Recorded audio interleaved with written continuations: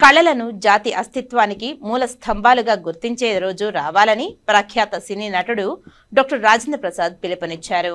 చిత్తూరు నాగయ్య కళాక్షేత్రంలో భారతీయ తెలుగు రచయితల సమాఖ్య మరియు ఎంవి కేశవరెడ్డి స్మారక ఫౌండేషన్ ఆధ్వర్యంలో జాతీయ స్థాయి ద్విశతాధిక కళాకారుల సమ్మేళనం తెలుగు తేజాలకు కళాభిషేకం పేరిట వైభవోపేతంగా జరిగింది. ఈ కార్యక్రమం international wonder book of records London లో Telugu book of records Mauritius లో నమోదైన ధృవీకరణ పత్రాలను కార్యక్రమ నిర్వాహకులు అందుకున్నారు.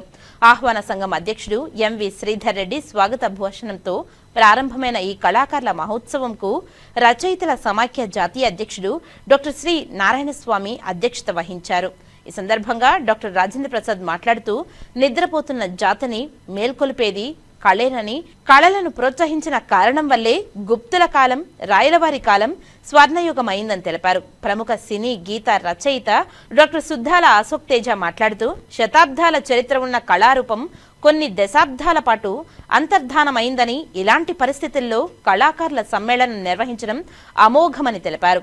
తెలుగు భాషను కాపాడుకోవడానికి ఇలాంటి కార్యక్రమాలు చేయాల్సిన అవసరం ఎంతైనా ఉందని తెలిపారు. ఈ కార్యక్రమానికి తాను రావడం చాలా సంతోషాన్ని కలిగించిందని తెలిపారు. ఈ కార్యక్రమంలో పూర్వ భారత రాష్ట్రపతులు కీర్తిశేషు డాక్టర్ సర్వేపల్లి రాధాకృష్ణన్, డాక్టర్ వివి గిరి మనవడు డాక్టర్ జి సుబ్రహ్మణ్యం శర్మ ఆచార్యులు, డి జ్యోతి, వై సుభాషిణి, కర్ణాటక సార్వత్రిక విశ్వవిద్యాలయం డీన్ ఆచార్య ఎం రామనాథం నాయుడు ఆచార్యులు, గంజి అరుణ, డి యువశ్రీ తదితరులు పాల్గొని వివిధ రంగాలలో సేవలందించిన సుమారు 262 మందికి కళాజ్యోతి జాతీయ పురస్కారాలు 2025ను నిర్వాహకులు ప్రదానం చేశారు.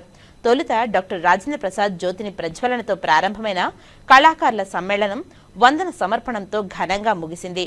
డాక్టర్ జి రాజేంద్ర ప్రసాద్ కు విశ్వ నవరస నటనా చక్రవర్తి, నట విభూషణ బిరుదులతో పాటు ఎన్టీఆర్ అంతర్జాతీయ పురస్కారాన్ని, కళాజ్యోతి పురస్కారాన్ని ప్రదానం చేశారు.